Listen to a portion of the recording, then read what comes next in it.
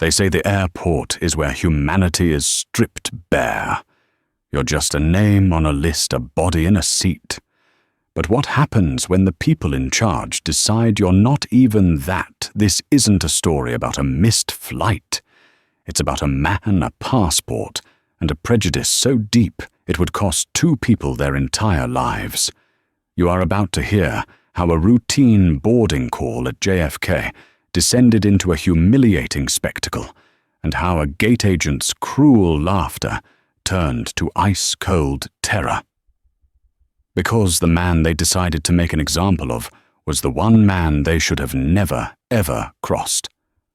John F. Kennedy International Airport Terminal 4. It wasn't just a building, it was a high-stress ecosystem, a pressurized tank of human anxiety. On this grey, churning Tuesday in October, the air inside felt as heavy and oppressive as the bruised purple clouds gathering over the tarmac. A stalled weather front over the Atlantic had thrown the entire day's schedule into a blender. Flights were delayed, connections were vaporizing, and the prevailing scent was a toxic mix of stale coffee jet fuel and quiet desperation. At gate B-24, the atmosphere was particularly foul. The 3:50 p.m. non-stop to Geneva, Switzerland was now delayed indefinitely. The gate pulsed with a low, angry murmur.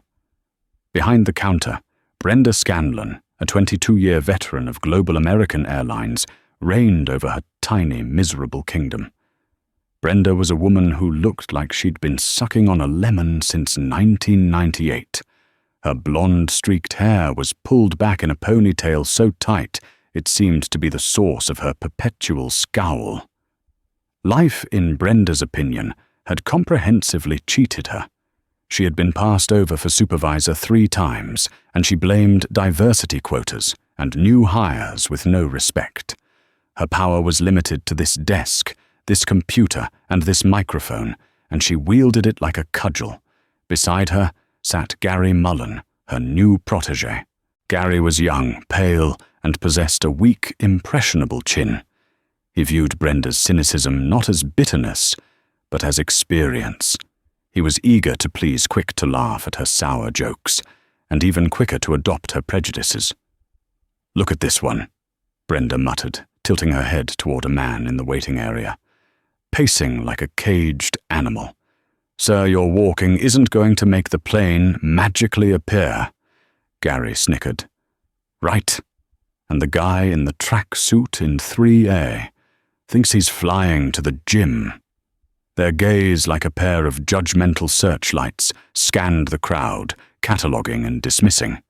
And then they landed on Dr. Marcus Thorne.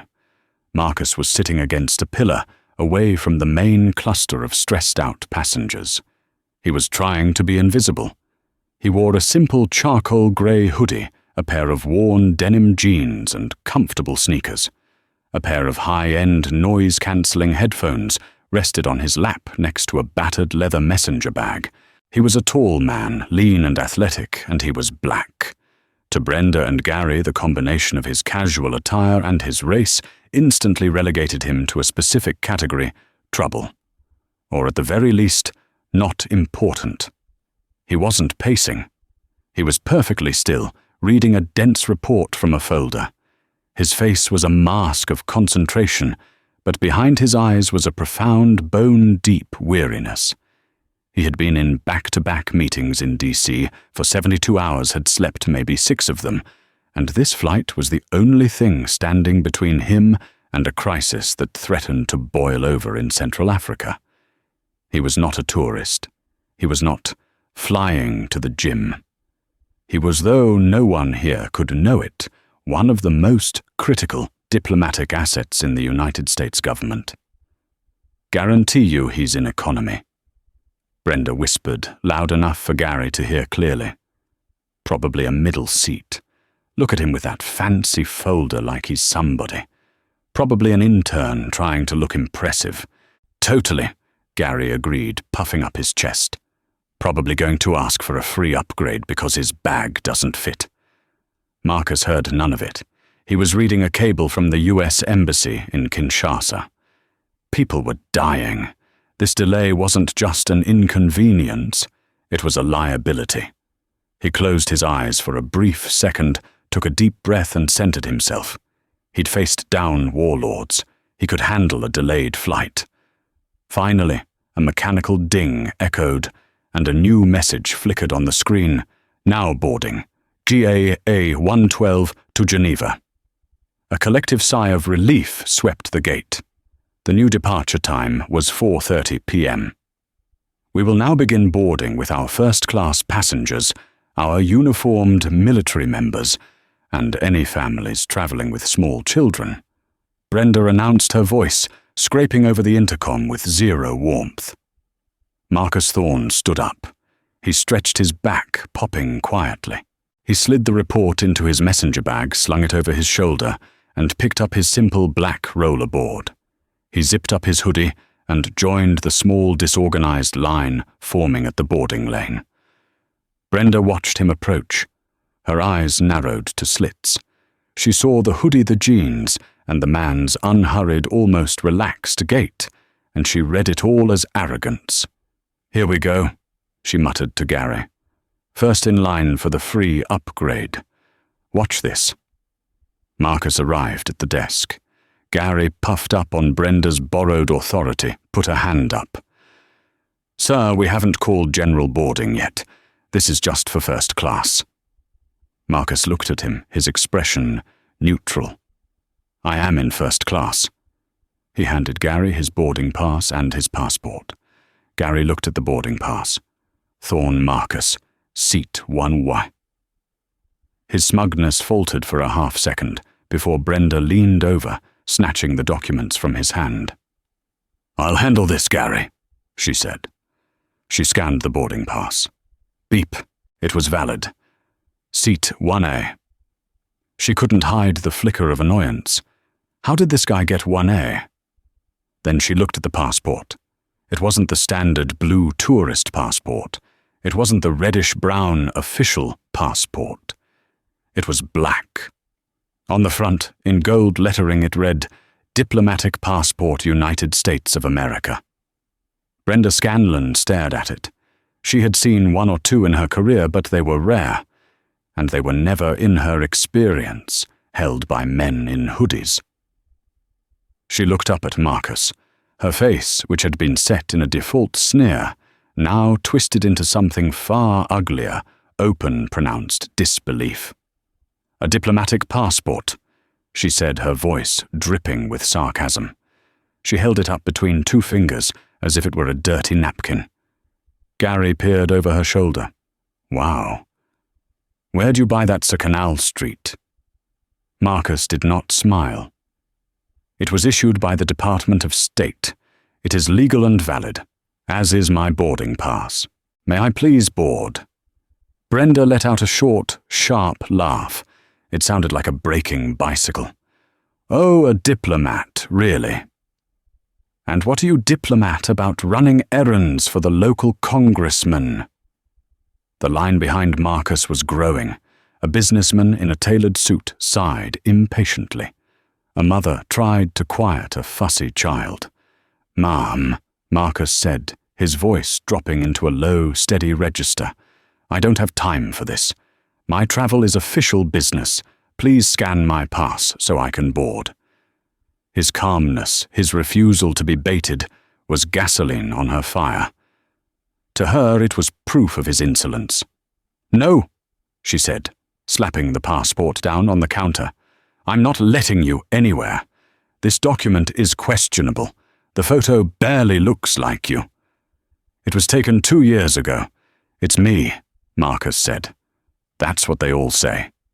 Gary piped up, feeling brave.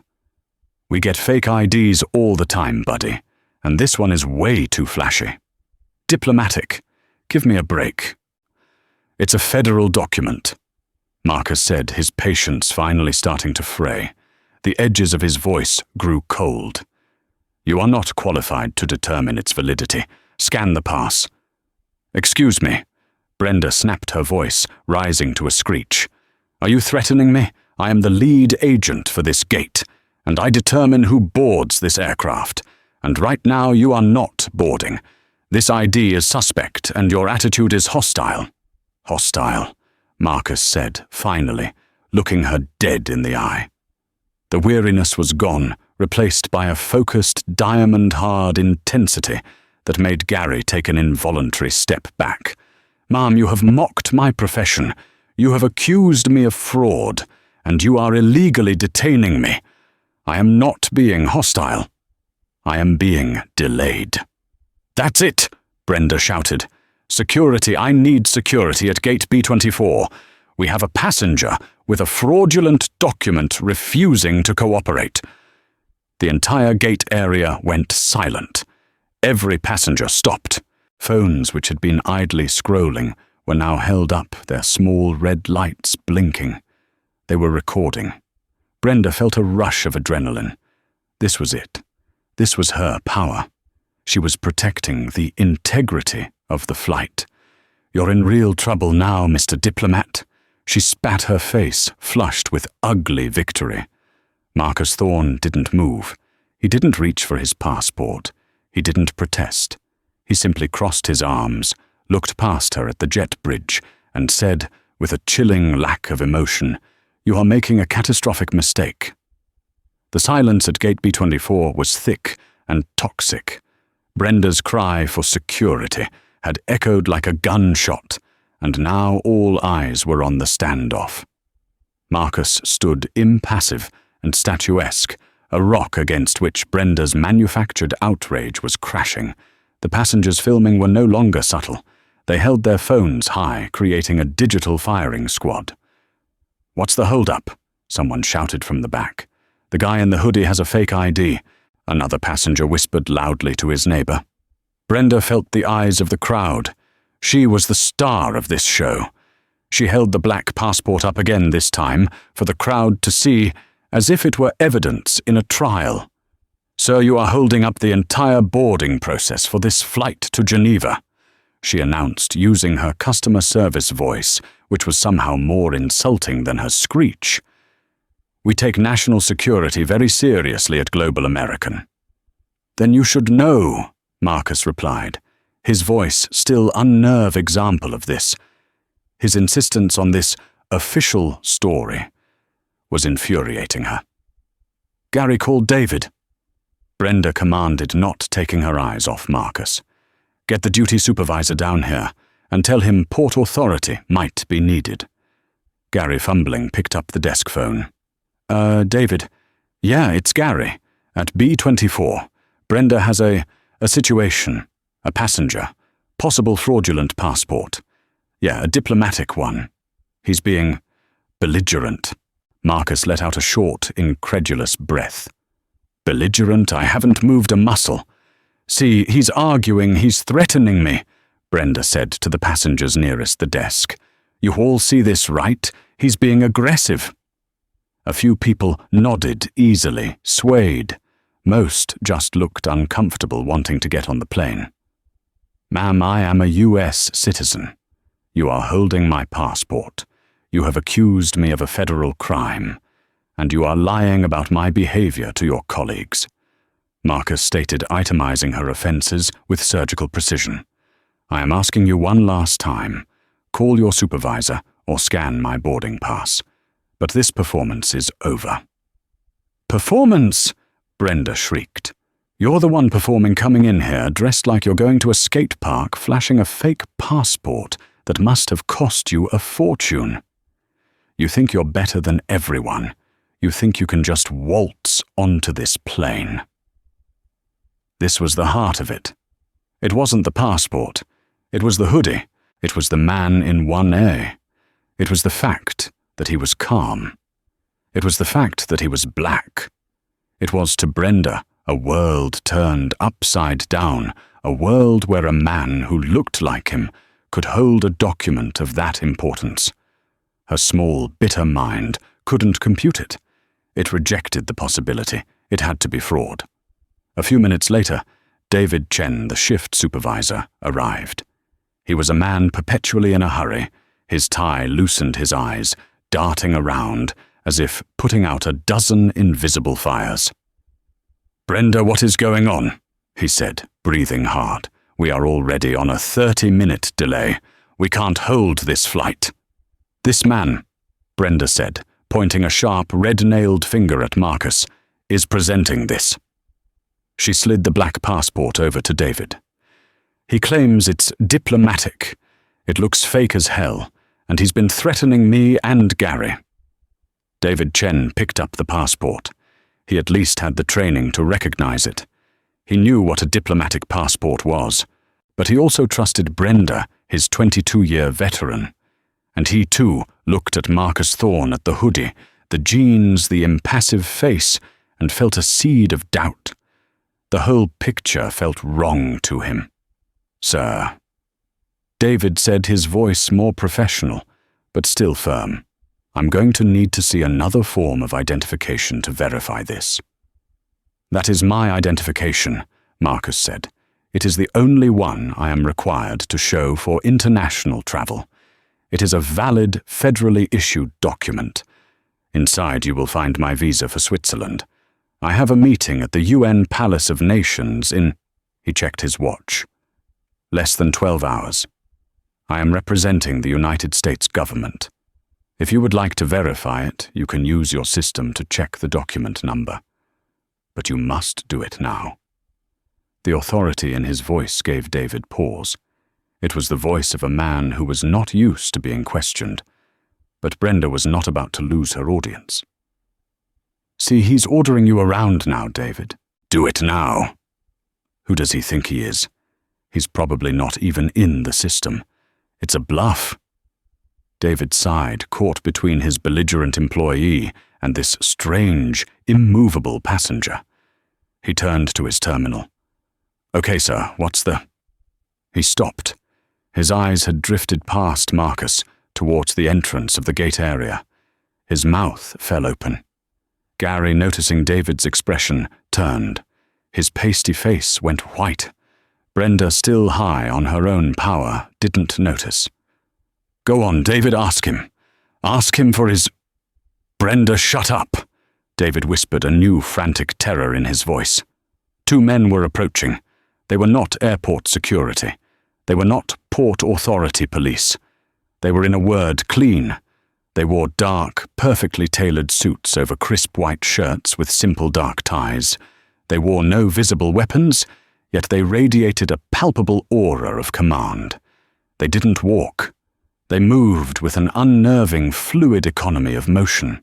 The crowded gate area seemed to part, for them passengers instinctively stepping aside. Their faces were blank, their eyes hidden behind dark, non-reflective sunglasses. They wore earpieces. They bypassed the line. They bypassed the desk. They walked directly to Marcus Thorne. The lead agent, a tall, sharp-featured man with sandy hair, removed his sunglasses. His eyes were the color of a winter sky. He gave Marcus a curt nod. "Ambassador Thorne, we were monitoring comms. We heard the gate agent call for security. We thought we should come up. Is there a problem here?" The freeze. It was not a sound. It was the absence of sound. The phones that were recording, held aloft, wavered and drooped. The whispering stopped. The only noise was the distant muffled hum of the terminal. Brenda Scanlon's entire body had gone rigid.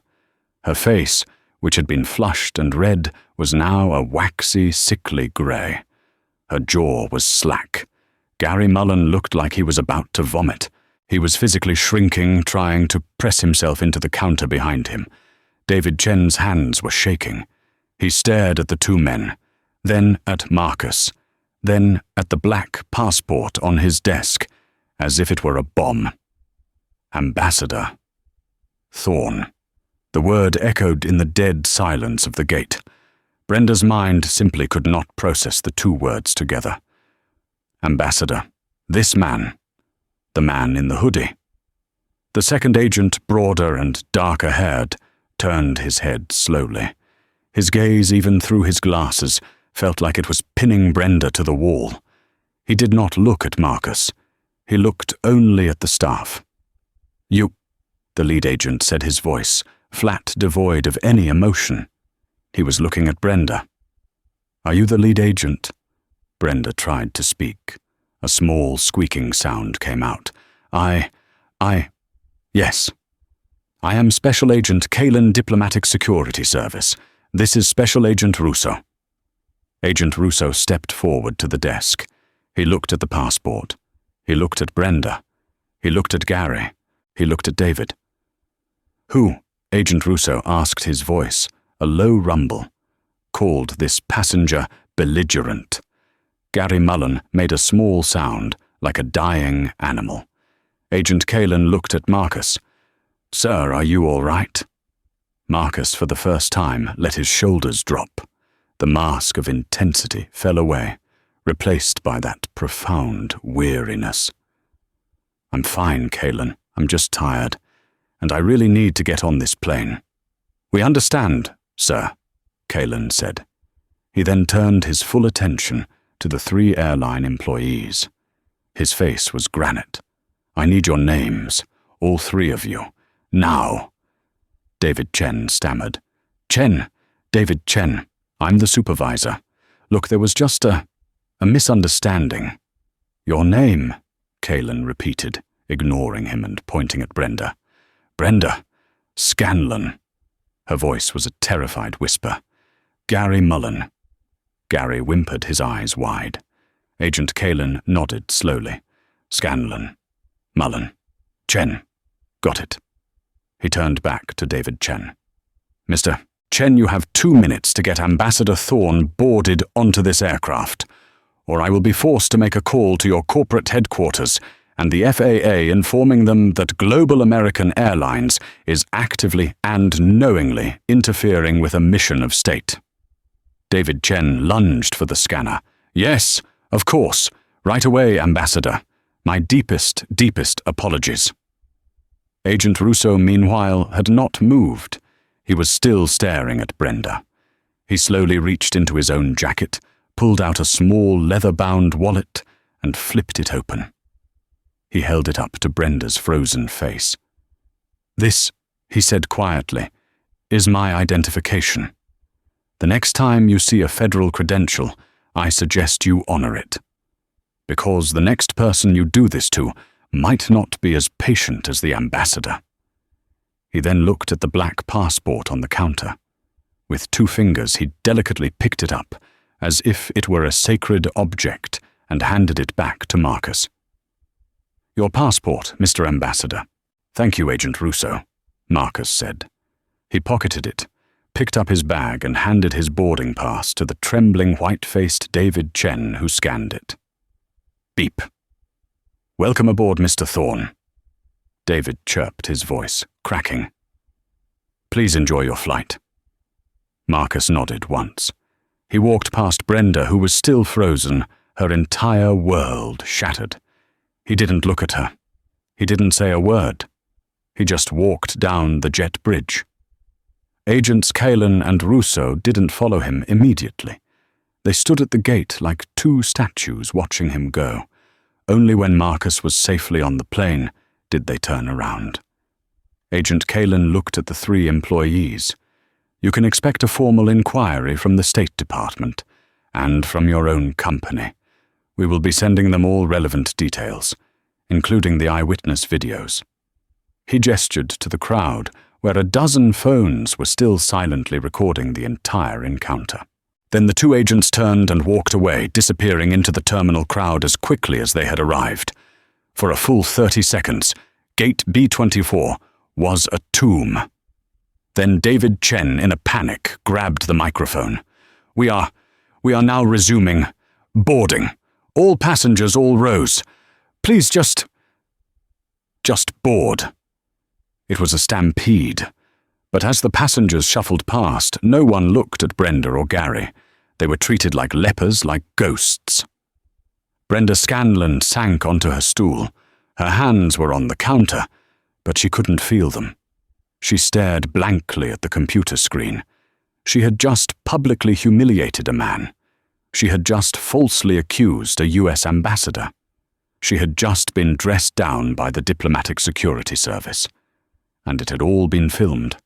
Her career was over. She just didn't know how over it was. On board the aircraft, Marcus Thorne settled into Seat 1A. The chief purser, a kind-faced woman named Maria, had clearly been alerted. "Ambassador Thorne," she said, her voice low and respectful as she took his jacket. "Welcome aboard. Can I get you anything before takeoff? Champagne water?" "Just some water, please, Maria, and thank you," Marcus said, rubbing his temples. We heard there was some trouble at the gate. I am so sorry on behalf of the airline. That was unacceptable." Marcus waved a hand. "It's not your fault, Maria. You have a job to do. I just want to get to Geneva." "Of course, sir." She scurried away. Marcus leaned his head back against the headrest and finally allowed himself to be angry. It wasn't the spectacular show-stopping anger of Brenda Scanlon. It was a cold, quiet, acidic burn. It was the anger of exhaustion. He had spent his entire life code-switching, softening his voice, dressing a certain way, all to make other people feel comfortable with his presence. And today he had decided not to. He had dressed for a 9-hour flight in a hoodie and jeans, and for that, his credentials, his career, and his very identity had been called into question in the most public forum imaginable. He pulled out his secure phone. He had one call to make. He didn't call his boss. He didn't call the Secretary of State. He called the head of the Diplomatic Security Service's New York field office. "Director Stevenson," he said, keeping his voice low as other passengers boarded. "Marcus, you wheels up," a gravelly voice responded. "Just about. Listen, we had an incident at JFK. Gate B24, Global American. Kalin and Russo were there." The line was silent for a beat. "An incident with you? Are you secure?" "I'm secure. I'm on the plane. But your agents had to come to the gate to get me on board.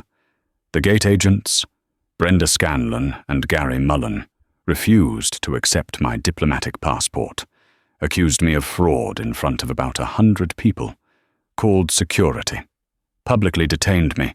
It was a scene." There was a sound on the other end of the phone like a heavy object being dropped on a desk. "They what?" Stevenson's voice was no longer friendly. It was glacial. "They detained you. On what grounds?" "On the grounds that I was a black man in a hoodie holding a black passport. That's the long and short of it, John. They were openly mocking me." The supervisor, David Chen, was ineffective. Kalin and Russo handled it. They were professional. But I wanted you to know. This wasn't just a bad customer service moment. This was active interference. "Marcus," Stevenson said, his voice tight with fury, "I am so sorry. This is beyond unacceptable. This is a direct violation of federal protocols regarding protected individuals. Interference is the polite word. I'm looking at Kalin's initial report right now. Belligerent. They called you belligerent. That was the word." Marcus confirmed. "Okay, you go to Geneva. You solve the world's problems. Let me handle this. I am personally calling the head of station for Global American at JFK. This will not stand, Marcus. Not on my watch. This isn't just an airline issue anymore. This is a security issue. They jeopardized your mission." "Thank you, John. I appreciate it. I'll see you when I'm stateside." Marcus hung up, put his phone on airplane mode, and closed his eyes. The plane began its pushback. Back in Terminal 4, in a glass-walled office overlooking the chaos of the check-in hall, Cynthia Albright, Global American's JFK station chief, was having the worst day of her week. And it was about to get infinitely worse. Her private line rang. It was a number she didn't recognize, but it bypassed her assistant. She picked it up. "This is Cynthia Albright." "Ms. Albright, this is Director John Stevenson, Diplomatic Security Service, New York Field Office. Are you aware of the incident at your Gate B24 approximately 30 minutes ago, concerning Flight 112. Cynthia's blood ran cold. Diplomatic Security Service. This was not a complaint about lost luggage. Director Stevenson. No, I am not. What's happened? Your gate staff, specifically a Miss Brenda Scanlon and a Mr. Gary Mullen, with the apparent approval of Supervisor David Chen, illegally detained a U.S. ambassador. They refused to honor a valid diplomatic passport, accused him of fraud, and publicly harassed him to the point that my agents had to physically intervene to get him onto his flight. Cynthia Albright stopped breathing. An ambassador. Ambassador Marcus Thorne. He is on a time-sensitive classified mission on behalf of the State Department. Your employees not only humiliated him, they created a significant verifiable security risk and delayed a federal officer. I trust you can understand the gravity of this. This is not a customer service complaint, Miss Albright. This is a federal matter. Cynthia was already typing furiously, her knuckles white. She pulled up the employee files for Scanlon, Mullen, and Chen. She pulled up the gate log for B-24. Director, I am speechless. I can assure you this is not our policy. This is... Save it. Stevenson cut her off, his voice like gravel. I don't care about your policy. I care about my asset. I am sending you the formal complaint from the State Department right now. It will land on your CEO's desk in about 5 minutes. I am also aware via my agents that the entire event was filmed by numerous passengers. I expect you to get ahead of this. We are displeased. The line clicked dead. Cynthia stared at the receiver. Filmed. CEO. State Department. She slammed her hand on her intercom. Angela, get me David Chen, Brenda Scanlon, and Gary Mullen in my office. Now. And pull every second of CCTV footage from Gate B-24 from 3:00 p.m. to present. I want it on my screen before they walk in this door. The storm had broken. Brenda Scanlon and Gary Mullen walked toward Cynthia Albright's office in a state of numb dread. David Chen walked behind them, frantically texting, his face slick with sweat. The walk through the terminal felt different. The ambient noise of the airport, which had been their soundtrack for years, now sounded hostile and accusatory. When they entered the office, Cynthia Albright was standing behind her large mahogany desk. She was not sitting. She was a tall, imposing woman who normally favored a warm, corporate smile. That smile was gone. Her face was a mask of cold, controlled rage. On a massive television screen on the wall, CCTV footage was playing. It was silent from a high angle, but the story was unmistakable. Sit, she commanded. They sat. David, Brenda, and Gary in a line like 3 children outside the principal's office. Cynthia let the silence stretch out. She let them watch the footage. They watched themselves point. They watched Brenda laugh. They watched Gary snicker.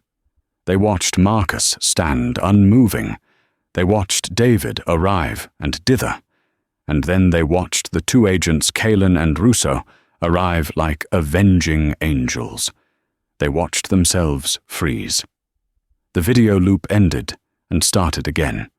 Would one of you, Cynthia said, her voice terrifyingly quiet, like to explain to me what I just watched? Brenda, fueled by a lifetime of defensiveness, spoke first. Cynthia, you have to understand. The man was... he was suspicious. He was wearing what Brenda... Cynthia snapped her voice, cutting like a razor. A hoodie and jeans. And he was arrogant. He handed me a diplomatic passport. It looked fake. He didn't look like a diplomat. I was following security protocols. You were what? Cynthia stepped out from behind the desk. You were following protocols. Show me the protocol, Brenda. Show me the page in our operations manual that says, if a passenger is black and wearing a hoodie, Their diplomatic passport is to be considered fraudulent. Show me the rule that says you are to accuse them of a federal crime and mock them in front of a gate full of passengers. It wasn't because he was black, Brenda protested, but the lie sounded weak even to her own ears. It was his attitude. He was calm, Cynthia roared, finally losing her composure. I just got off the phone, David, with the director of the Diplomatic Security Service. Do you know who that is? He's the man who commands the agents who protect the Secretary of State. He's the man who just informed me that a formal complaint is being filed against this airline by the United States government. He's the man who just informed me that Ambassador Thorne is one of their most important special envoys on his way to negotiate a ceasefire in the Congo. She turned her fiery gaze on David Chen. And you're the supervisor. You were supposed to de-escalate. You're trained to recognize official documents. Why didn't you step in? David wilted. Brenda said he was belligerent. By the time I got there, he was, Brenda insisted. He wasn't, Cynthia screamed, pointing at the screen. I'm watching the footage. The man is a statue. You are the one gesticulating. You are the one who called security. You are the one who created this entire, catastrophic mess. She turned to Gary. And you. Where'd you buy that Canal Street? Is that what you said? Gary's face crumpled. He was just a boy. Brenda did nothing, Cynthia said, her voice dropping back to that icy quiet. Brenda is a 22-year veteran. You are an adult. You made a choice, all three of you. She walked back to her desk and picked up a piece of paper. In the 30 minutes you were walking here, she said, I have received 14 separate emails from passengers on that flight, all with video attachments. The first video of the incident was posted to Twitter 20 minutes ago.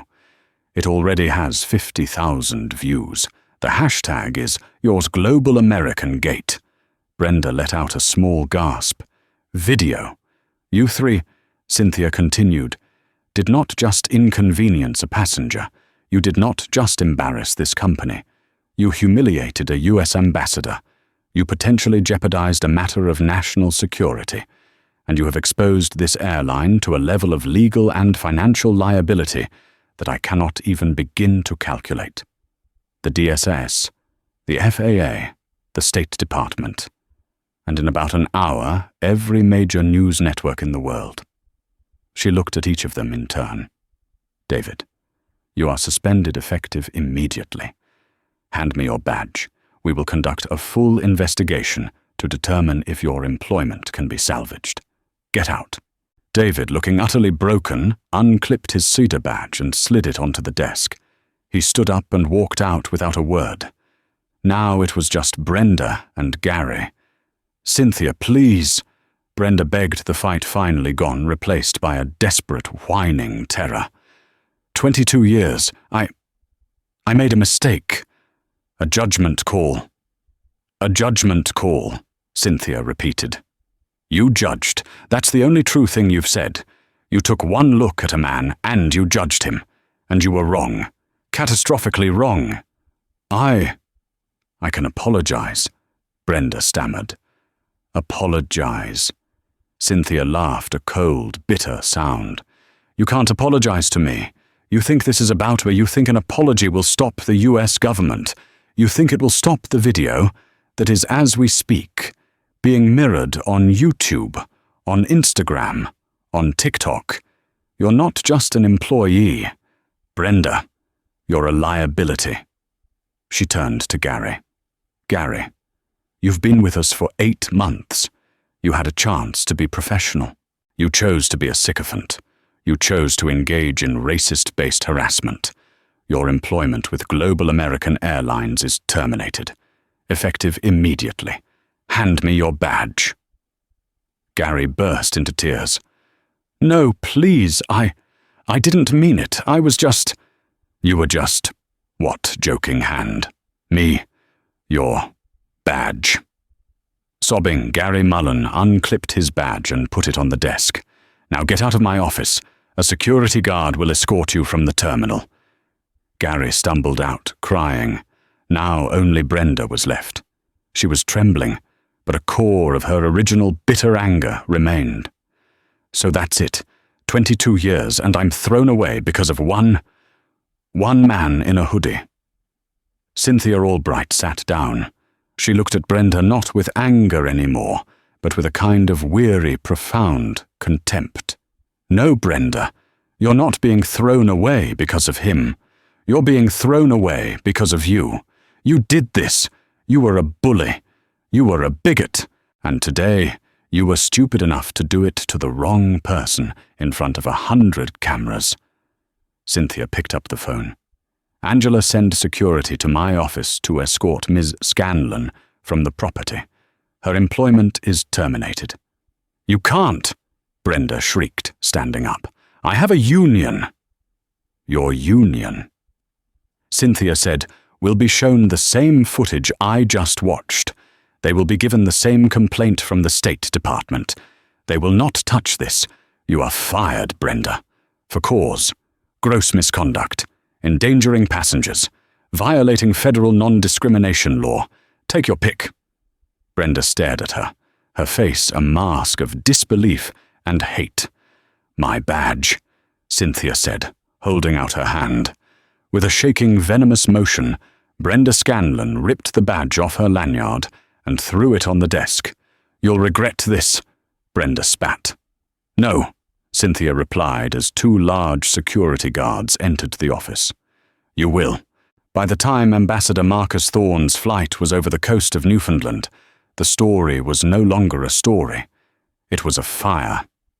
The first video shot by a passenger named Sarah Jenkins, a student vlogger, was raw and damning.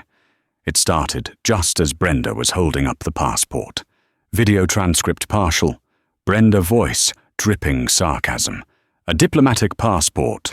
Really, and what do you diplomat about? Gary off-camera snicker. Canal Street. Marcus voice. Calm, steady. Ma'am, I assure you it's valid. May I please board? Brenda, no. This document is questionable. I'm calling security. We have a passenger with a fraudulent document. The video captured it all. The mockery, the accusation, the freeze when agents Kalin and Russo arrived. And the immortal line, Ambassador Thorne. We were monitoring comms. Is there a problem here? Sarah Jenkins had posted it with the title, Global American, Staff Hate Black Man in First Class, accuse him of fake ID until this happens. She tagged the airline. She tagged every major news outlet she could think of. Within 3 hours it had over 1 million views. By the time Marcus landed in Geneva, Ambassador Thorne, Global American Gate, and Brenda the Gate Agent were the top 3 trending topics on Twitter in the United States. The airline's PR department, which had been blissfully unaware, was suddenly hit by a tsunami.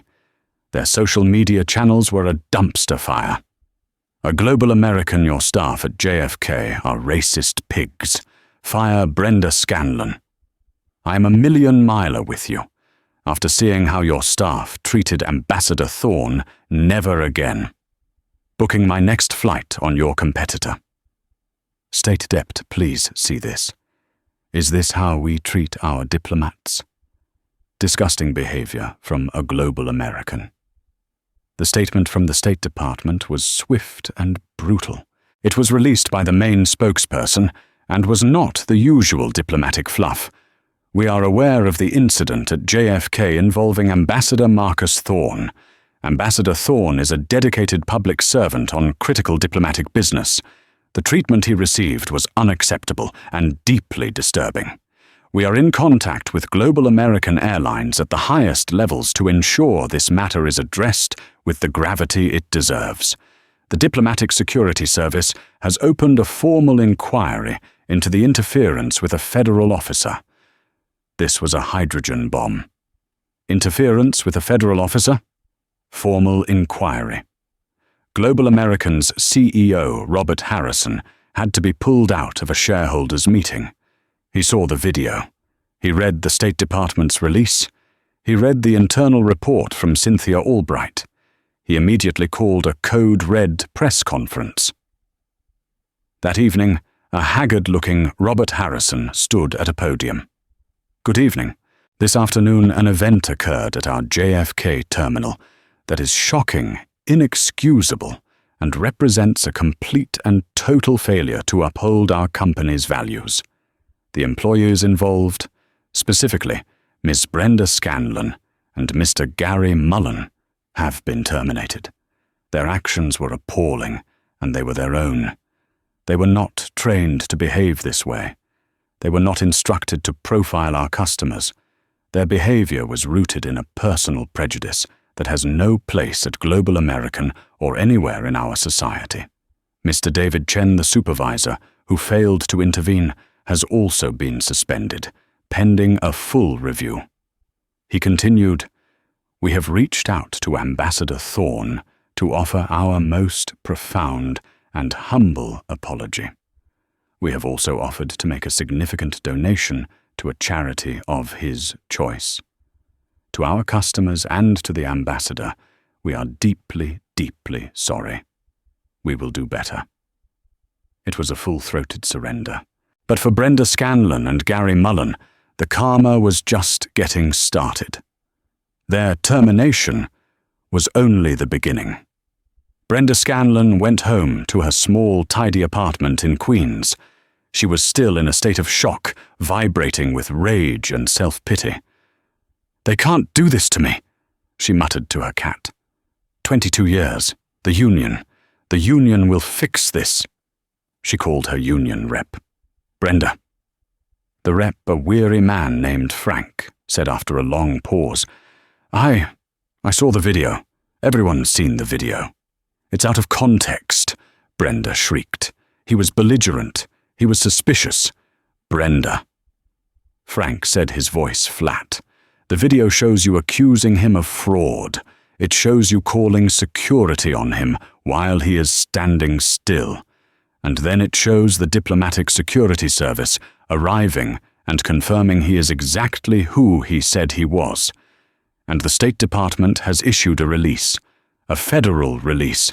There is no context that is going to fix this. The airline is firing you for cause.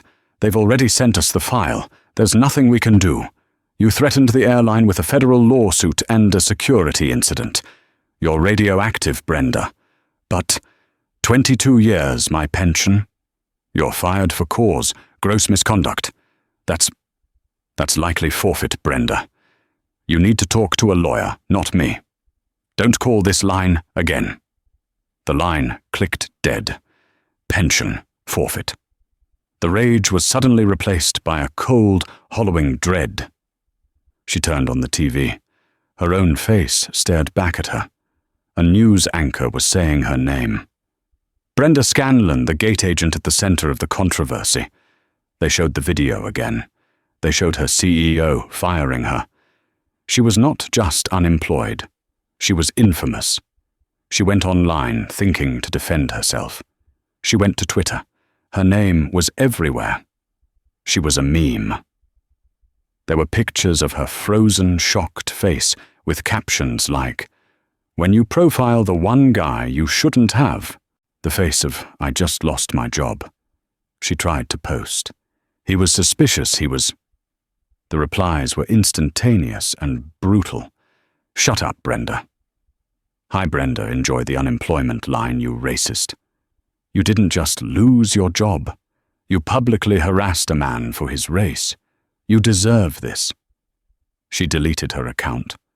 But the world now knew her name and her face. A week passed. The story was still simmering. Gary Mullen had locked himself in his parents' basement, utterly destroyed. David Chen was officially demoted. He was no longer a supervisor, but a ramp agent loading bags in the rain.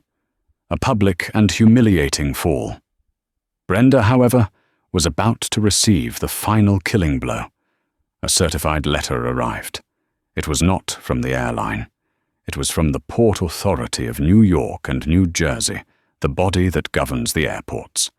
It read, "Dear Ms. Scanlon, following a formal complaint from the U.S. Department of State and an internal review by the Transportation Security Administration, TSA, a determination has been made regarding your SIDA Security Identification Display Area Badge. It has been found that on date, you willfully and knowingly interfered with the official travel of a U.S. diplomat, creating a security incident and demonstrating a profound lack of judgment incompatible with federal security protocols. Your actions constituted a security risk. Effective immediately, your security clearance is permanently revoked. You are barred from holding a SIDA badge at any airport under U.S. jurisdiction. You are hereby ordered to surrender your physical badge, which we understand is in the possession of your former employer, and are advised that you are no longer permitted to enter any secure area of any U.S. airport." Brenda read the letter 3 times. Permanently revoked. Barred. Any U.S. airport. This was not just being fired. This was not just a suspension. This was an execution. Her 22-year career in aviation, the only thing she knew, the only thing she was good at, the only place she had any power, was gone.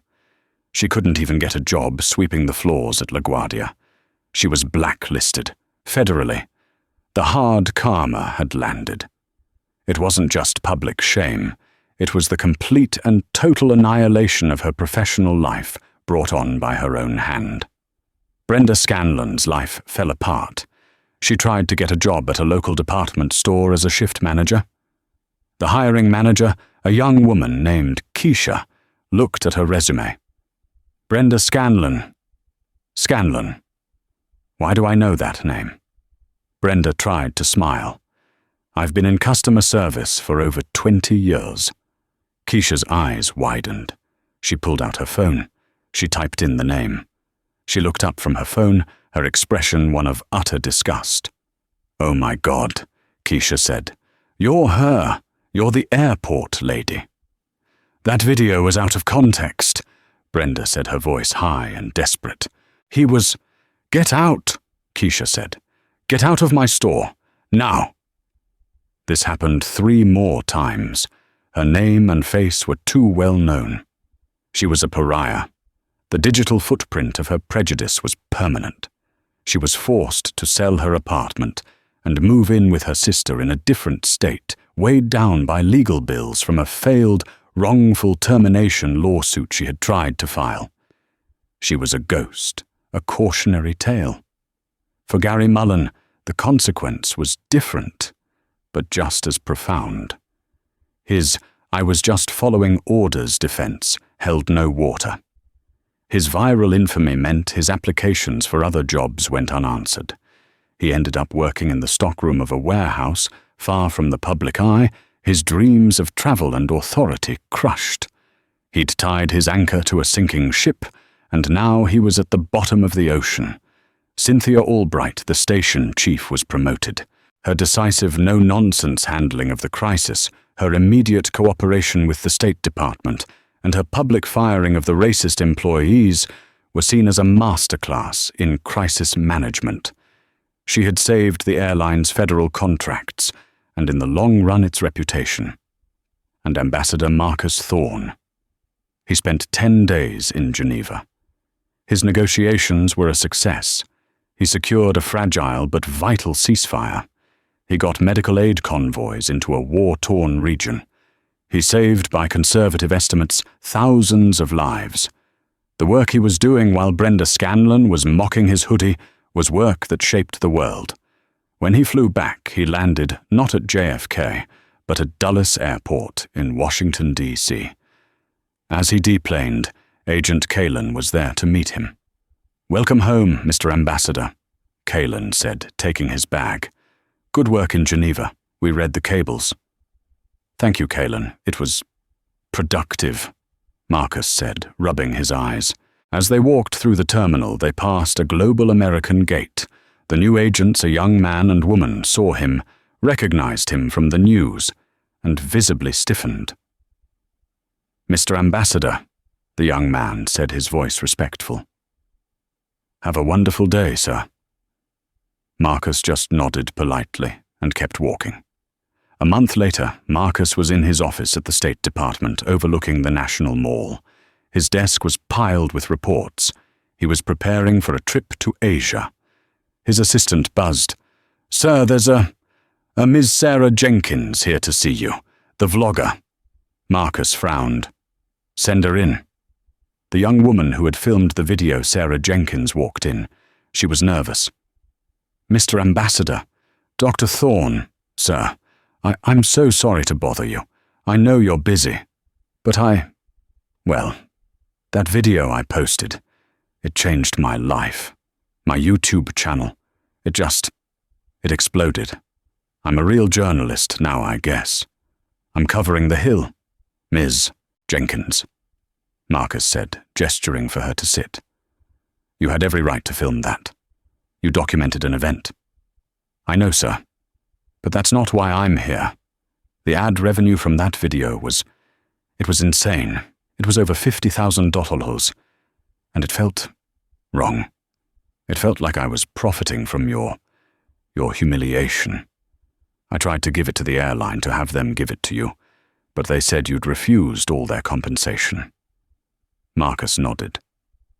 "I don't want their money." "I figured," Sarah said. "So, I did some research. I found the foundation you sit on the board of, the one that provides scholarships for underprivileged students in D.C. So, she slid an envelope across the desk. It was a cashier's check made out to the foundation for the full amount. "I just wanted to give this to you," she said, "to make sure that something good came out of that horrible, horrible day." Marcus looked at the check. He looked at the young woman. He finally genuinely smiled. He stood up and shook her hand. "Ms. Jenkins, this is the most professional thing I've seen all month. You didn't have to do this. Thank you. This will change lives." "No, Mr. Ambassador," she said, shaking his hand firmly. "Thank you for standing your ground and for doing what you do." After she left, Marcus looked at the check. He thought about Brenda Scanlon, a woman consumed by her own smallness. He thought about Gary Mullen, a boy who chose cruelty over character. And he thought about this check. The karma wasn't just about their punishment. It was about this. It was about the world rebalancing itself. Their hatred, their prejudice, their attempt to diminish him had been alchemized. It had been turned quite literally into $50,000 that would be used to educate the very kind of people they sought to marginalize. It was the perfect final twist. Their ugliness had not just been defeated, it had been made to serve the exact opposite of its intent. It had been turned into fuel for progress. Ambassador Marcus Thorne put the check in his breast pocket, picked up his briefcase, and headed to his next meeting. He had a world to save, and that's where the story ends. It's a story about the small, ugly prejudices that live in places of small power. It's a story about two people, Brenda Scanlon and Gary Mullen, who built their entire world on a foundation of bitterness and bias. But when they tried to stand on that foundation, it crumbled into dust, and it took their entire lives with it. This is what hard karma looks like.